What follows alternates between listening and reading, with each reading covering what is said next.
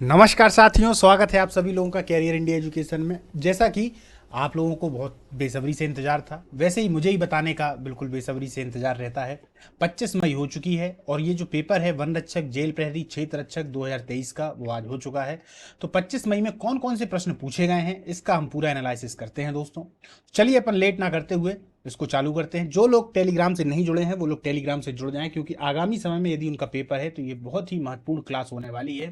साथ साथ पीडीएफ आपको उसी टेलीग्राम पर मिलेगा और चैनल को सब्सक्राइब करना बिल्कुल भी ना भूलें। चलिए दोस्तों, अपन चालू करते हैं। सबसे पहले अपन देखते हैं एमपी जीके और साइंस में कौन कौन से प्रश्न आए हुए हैं। क्रमशः अपन पूरा देखेंगे, वीडियो को आप लोग पूरा देखिएगा, क्योंकि लास्ट में अपन ये भी चर्चा करने वाले हैं कि कहां से कितने कितने कैसे क्या प्रश्न लोगों ने सही किए हैं। इसका मतलब ये है कि अंत में अपन ये देखेंगे कि कितने नंबर का स्कोर भी लड़के लोग कर रहे हैं। मतलब कि ये भी हमको मालूम होना चाहिए कि लगभग में पेपर कैसा आ रहा है, इजी है, मॉडरेट है या फिर थोड़ा कठिन है ना। तो अपन देखेंगे, पहले आप लोग थोड़े प्रश्नों को देख लें। प्रश्नों को देखते साथ आप खुद ही समझ जाएंगे कि पेपर जो है वो किस लेवल का है। चलिए, सबसे पहला ही प्रश्न है कि सबसे कठोरतम पदार्थ कौन सा है। दोस्तों 20-20 नंबर के पांचों सेक्शन में बटे हुए थे। तो चलिए अपन चालू करते हैं। सबसे कठोरतम पदार्थ कौन सा है तो दोस्तों हीरा है। अब आप लोग समझ लीजिए जो केमिस्ट्री है, केमिस्ट्री से ये वाला प्रश्न आया हुआ है। हीरा हीरा दरअसल कार्बन का प्रूफ होता है, हम सब जानते हैं। ग्रेफाइट भी कार्बन का प्रूफ है, ग्रेफाइट को आप लोग याद करके जाइएगा। हीरा विद्युत का कुचालक होता है जबकि ग्रेफाइट विद्युत का सुचालक होता है, इस बात को भी याद रखें। दोनों ही कार्बन के अप्रूफ होते हैं, लेकिन दोनों के ही जो गुण हैं वो अलग टाइप के होते हैं और दोनों की जो अंदर की संरचना होती है वो भी अलग होती है। क्लियर है। दूसरा प्रश्न है कि वायुमंडल में सबसे ज्यादा मात्रा में कौन सी गैस पाई जाती है, ये प्रश्न आया हुआ है। तो दोस्तों नाइट्रोजन जो है वो सबसे ज्यादा पाई जाती है, हम सब जानते हैं। अब इससे जुड़ा और क्या क्या आ सकता है। इस वायुमंडल में अगर देखा जाए तो विभिन्न गैसों का मिश्रण है, एरोसोल पाए जाते हैं। वायुमंडल में सबसे ज्यादा मात्रा नाइट्रोजन का अनुपात पाया जाता है, जो कि 78.08% है। हो सकता है मात्रा पूछ ली जाए आपसे, तो याद रखिएगा।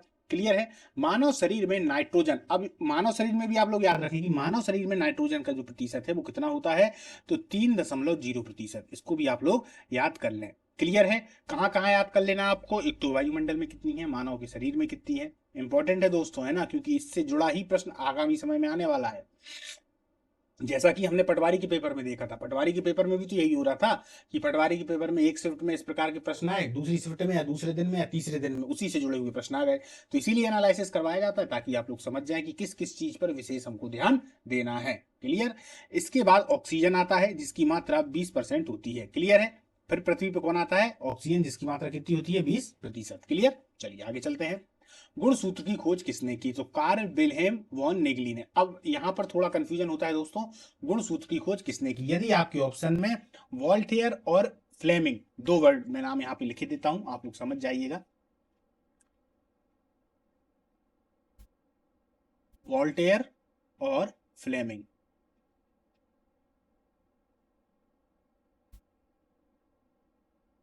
क्लियर।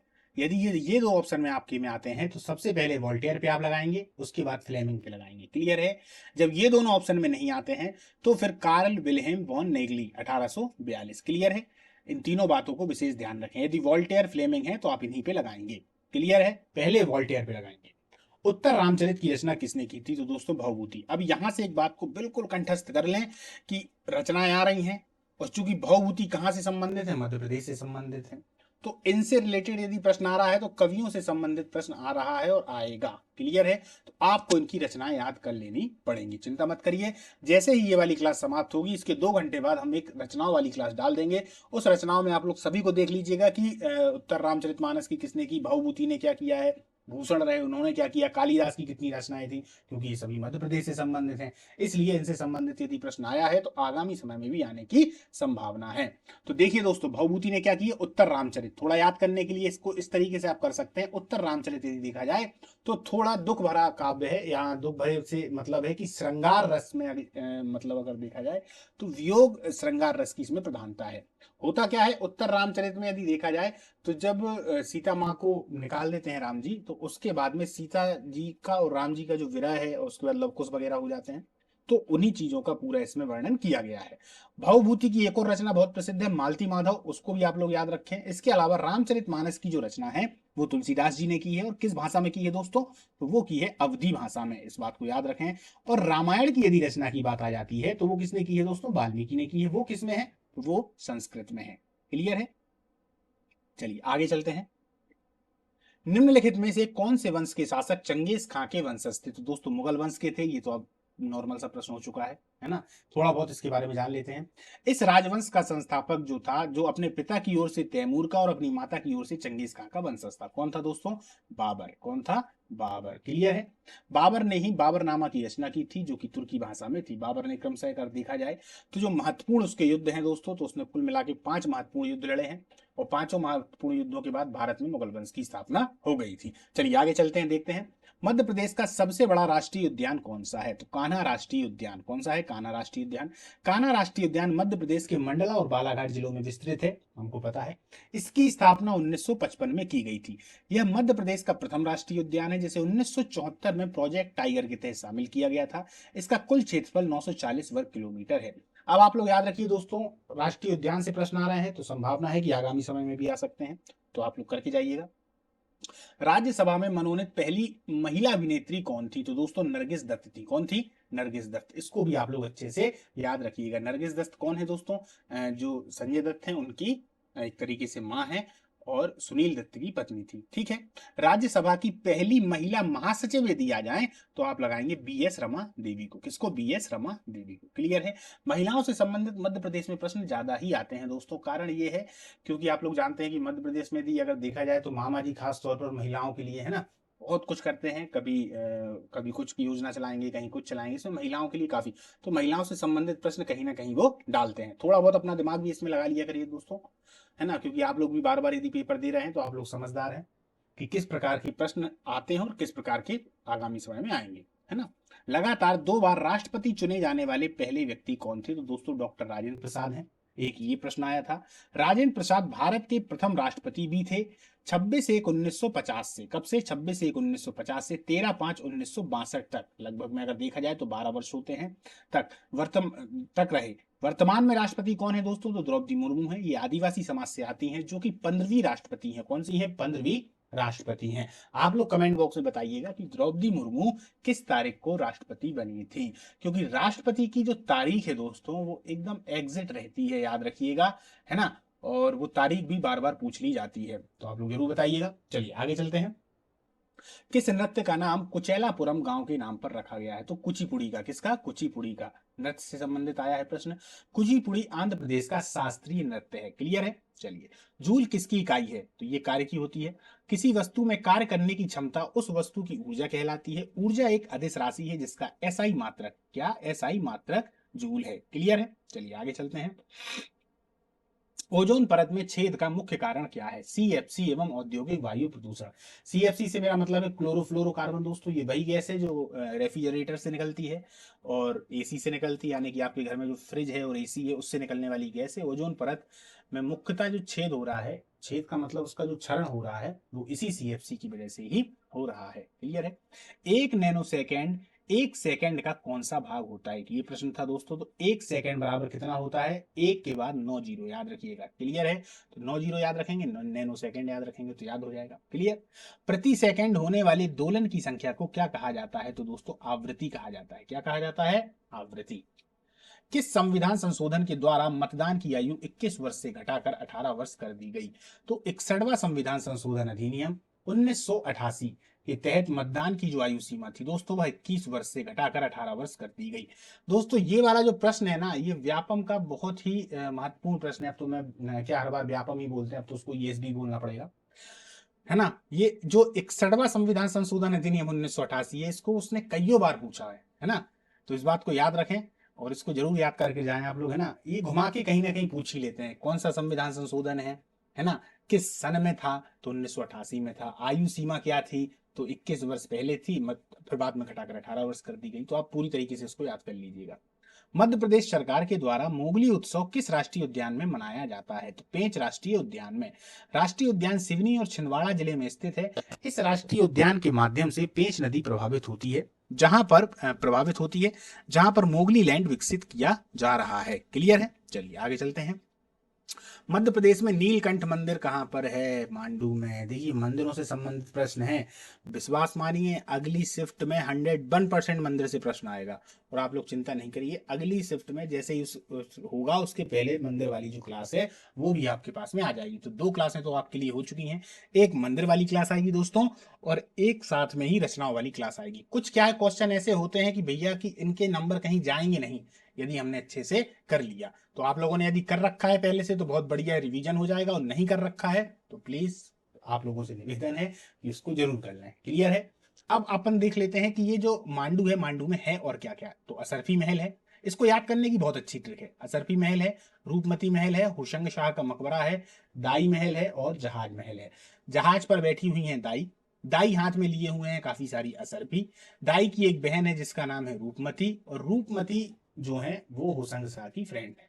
क्लियर है? तो इस तरीके से आप ट्रिक अपने मन से भी लगा के इसको बहुत अच्छे से याद कर सकते हैं। मांडू में चूंकि ऐतिहासिक चीजें बहुत ज्यादा हैं, इसलिए यहां से प्रश्न ऐतिहासिक रूप से ही पूछा जाता है कि कौन कौन से महल हैं। राष्ट्रपति कौन से अनुच्छेद के तहत अध्यादेश जारी करते हैं? इंपॉर्टेंट दोस्तों, तो अनुच्छेद 123 के तहत अध्यादेश होता है ना? अध्यादेश के बारे में आप लोग जानते ही होंगे। अनुच्छेद 72 में क्षमादान है, वो क्षमा कर सकते हैं यदि किसी को फांसी वगैरह हो गई हो, उम्र कैद हो गई हो, तो वो उसको क्षमा भी कर सकते हैं। अनुच्छेद 61 में महाभियोग है। महाभियोग का मतलब होता है राष्ट्रपति को हटाना, हटाना, है ना? ये महाभियोग की जो प्रक्रिया है वो दरअसल कहां से ली गई थी? तो अमेरिका के संविधान से ली गई थी। इसके अलावा देखा जाए तो यदि राष्ट्रपति आते किस में है, किस अनुच्छेद से मतलब इनकी शुरुआत हो जाती है, एक तरीके से देखा जाए तो 52वें अनुच्छेद में राष्ट्रपति उसमें है कि 52वें अनुच्छेद के तहत ही राष्ट्रपति का मतलब कि भारत के जो प्रथम नागरिक हैं वो राष्ट्रपति होंगे। क्लियर है? प्रोटीन की खोज किसने की थी? तो दोस्तों वर्जीलियस ने प्रोटीन की खोज की थी। विटामिन की खोज किसने की थी? तो याद रखिएगा फंक ने की थी। विटामिन सी की खोज किसने की थी? तो दोस्तों होलकट ने की थी। किसने की थी? तो इनसे संबंधित जो प्रश्न है वो आ रहे हैं, तो इनको भी आप लोग कर लीजिएगा। मान लीजिए विटामिन आ जाए तो विटामिन की खोज किसने की है? तो विटामिन की खोज दोस्तों फंक ने की है। क्लियर? विटामिन सी की खोज किसने की है? विटामिन सी की तो होलकट ने की है।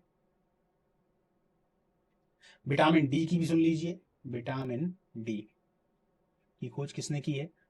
तो हॉपकिंस ने। किसने? हॉपकिंस ने। क्लियर? चलिए आगे चलते हैं।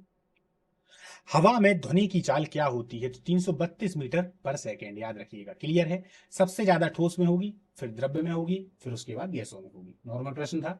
रक्त का थक्का जमाने के लिए कौन सा विटामिन इस्तेमाल होता है? तो इस वाले प्रश्न को देख लीजिए दोस्तों, ये ट्रिक से आ जाता है कभी कभार, इस बार तो सरल आ गया है, हो सकता है अगली बार कठिन आ जाए।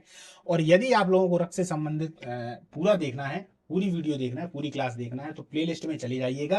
प्ले लिस्ट में पूरा का पूरा विज्ञान का अपन ने चैप्टर डाल रखा है। खास तौर पर जीव विज्ञान का तो बहुत ही अच्छे से है। उस जीव विज्ञान में यदि आप लोग देख लेंगे तो आप लोगों के एक भी क्वेश्चन बाहर नहीं जाएंगे। अब समझिए होता क्या है। विटामिन के रक्त का थक्का जमाने के लिए काम आता है। चूंकि उन्होंने विटामिन के बारे में पूछा है, मान लीजिए उन्होंने यहाँ विटामिन की जगह तत्व लिख दिया होता तो क्या करते? तो तत्व में कैल्शियम काम आ जाता है। क्लियर है? अब उसी की जगह उन्होंने प्रोटीन लिख दिया होता कि कौन सा प्रोटीन काम आता है, तो याद रखिएगा फाइब्रिनोजेन और थ्रोम्बिन, ये दो होते हैं जिसके कारण रक्त का थक्का जमता है। अब पूछेगा और क्या क्या है? तो प्लेटलेट भी रक्त का थक्का जमाने में काम करती है। क्या? प्लेटलेट। अब प्लेटलेट में क्या होगा? तो प्लेटलेट जो होता है वो भी रक्त का थक्का जमाने का कार्य करता है। तो इन चारों चीजों को याद रखिएगा दोस्तों, किसी भी प्रकार से पूछेगा आंसर आपके पास में अब है। क्लियर? आगे चलते हैं। हिंदी में देख लेते हैं दोस्तों क्या क्या आया हुआ है। अनुप्रास, यमक, उत्प्रेक्षा अलंकार से प्रश्न थे दोस्तों, पर प्रश्न पूरे क्लियर नहीं हो पाए हैं। रामायण का संधि विच्छेद था, ये आप लोगों के लिए प्रश्न है कि रामायण का संधि विच्छेद बताइएगा कि क्या है। क्लियर है? राम प्लस अयन, ये तो मैंने आप लोगों के लिए बता दिया है ना। तो ये जो ना है, ये ना यहाँ गड़बड़ है, यहाँ पर रा आ जाता है और यही परिवर्तन हो जाता है। राम प्लस अयन में अगर देखा जाए तो यही परिवर्तन हो जाता है और जो ना है उसका रा हो जाता है। अब यह कौन सी संधि है ये आप लोग बताइएगा। ठीक है? आपका ये प्रश्न है। समाज से प्रश्न था दोस्तों, एक भावसागर करके था, है ना, पर क्लियर नहीं हो पाया है। एक प्रश्न था कि हिंदी साहित्य में खड़ी बोली का प्रथम काव्य, तो इसका जो आंसर है वो है प्रिय प्रवास। तो इससे संबंधित भी दोस्तों क्लास आपके लोगों के पास में बहुत ही जल्दी आ जाएगी कि हिंदी साहित्य में प्रथम खड़ी बोली का काव्य, है ना, और प्रथम संस्कृत का काव्य, मतलब इस तरीके के जो प्रथम प्रथम वाले हैं, है ना, जो इसकी एक जो क्लास है, इसकी एक सेपरेट क्लास आप लोगों के पास में आ जाएगी। विलोम से लगभग 3 प्रश्न बता रहे हैं लड़के लोग और पर्यायवाची से 2 प्रश्न बता रहे हैं। क्लियर? ये इस बार में थोड़ा एक अलग सा आया है, हिंदी साहित्य में खड़ी बोली का प्रथम। क्लियर है? चलिए आगे चलते हैं। मैथ में देख लेते हैं दोस्तों, तो सरलीकरण से प्रश्न था, क्षेत्रफल से प्रश्न था, समय और कार्य से प्रश्न थे। इसके अलावा क्षेत्रफल ये रिपीट हो गया है, कोई दिक्कत नहीं है ना। प्रॉफिट और लॉस से प्रश्न थे। इसके अलावा यदि दोस्तों देखा जाए ना, तो समीकरण से भी प्रश्न पूछे गए हैं। कुछ लड़कों ने बताया है कि समीकरण से भी प्रश्न आए हुए हैं। क्लियर, आगे देखते हैं। इंग्लिश, इंग्लिश में देख लिया जाए दोस्तों, तो इंग्लिश वैसा ही रहा है दोस्तों जैसा कि पटवारी में था। वॉइस से अगर देखा जाए, एक्टिव और पैसिव वॉइस से 3 से 4 प्रश्न आए हुए हैं। सिनोनिम से 2 आए हैं, एंटोनिम से 2 आए हैं, वन वर्ड सब्सटीट्यूशन से 1 आया हुआ है, स्पेलिंग मिस स्पेलिंग से 1 आया हुआ है, नरेशन से लगभग 3 से 4 प्रश्न, यहाँ नहीं लिखा गया है, 3 से 4 प्रश्न हैं, और रीअरेंजमेंट ऑफ सेंटेंस से 5 से 6 प्रश्न हैं। अब आप अगर थोड़ा देखेंगे ना दोस्तों, तो रीअरेंजमेंट ऑफ सेंटेंस 5 से 6, नरेशन 3 से 4, ये क्या करते हैं बताइए, 1 2 और ये वॉइस है ना, इनमें दिमाग लगाने की जरूरत होती है थोड़ी थोड़ी, तो ये समय ले लेते हैं। क्या ले लेते हैं दोस्तों, समय ले लेते हैं। तो अगर ऑल टोटल आप पेपर को देखें दोस्तों, तो आप लोगों को एक चीज समझ में आएगी कि उन्होंने पेपर तो सरल बनाया है, समझिए इस बात को कि पेपर तो उन्होंने सरल बनाया है, पर पेपर में उन्होंने समय के लिए अगर देखा जाए तो वो आप लोगों के लिए नहीं दिया है ना, क्योंकि उन्होंने बड़ी बड़ी चीजें दे दी, रीअरेंजमेंट सेंटेंस, कितना दिमाग खपता है इसमें, नरेशन, अरे यार इसमें ये आएगा, एक्टिव पैसिव वॉइस, ये जिन लोगों को अच्छी प्रैक्टिस है तो उनके लिए कोई ज़्यादा समस्या नहीं है, और जिनकी प्रैक्टिस नहीं है और आगामी समय में आपका पेपर है, तो आप लोग अच्छी प्रैक्टिस कर लीजिएगा। चलिए दोस्तों, अंत में जैसे कि मैंने आपको शुरुआत में बताया था कि अपन नंबरों की चर्चा करेंगे, तो यदि देखा जाए दोस्तों, तो बहुत कम ऐसे लड़के हैं जिन्होंने 75 को पार कर पाया है ना, इस बात को आप समझ लें। अधिकतम लड़के जो ठीक ठाक पढ़ने वाले हैं वो बता रहे हैं 64 65, मतलब यहीं पर गाड़ी अटक रही है, और ज्यादातर जो लड़के हैं वो 49 50 55 इसी के आसपास हैं। तो 75 से ऊपर वाले अगर लड़के देखे जाए तो बहुत ही कम है। तो इस तरीके का जो अगर देखा जाए, तो लड़कों के माध्यम से जो पता पड़ा है, फिर धीरे धीरे आगे चल के और भी पता पड़ता चला जाएगा कि किसके कैसे क्या आंसर आ रहे हैं, कितने प्रश्न सही हो रहे हैं, कैसा क्या है ना। फिलहाल यदि देखा जाए तो 75 से ऊपर वाले अभी तक बहुत ही कम दिखे हैं, कम क्या मतलब ना के बराबर ही हैं 75 से ऊपर वाले, लेकिन होंगे ऐसा नहीं है ना, शायद हमारे टच में नहीं हो, लेकिन 75 तक लड़कों ने बताया है। क्लियर दोस्तों, चलिए आज की जो अपनी क्लास है इसको अपन समाप्त करते हैं, मिलते हैं अगले एनालिसिस में, है ना। जिन लोगों ने चैनल को सब्सक्राइब नहीं किया है कर लीजिए, क्योंकि ये आपके काम का है। चलिए, हाँ, टेलीग्राम से जुड़ना ना भूलें, क्योंकि इसकी जो पीडीएफ है आपको वही मिलेगी।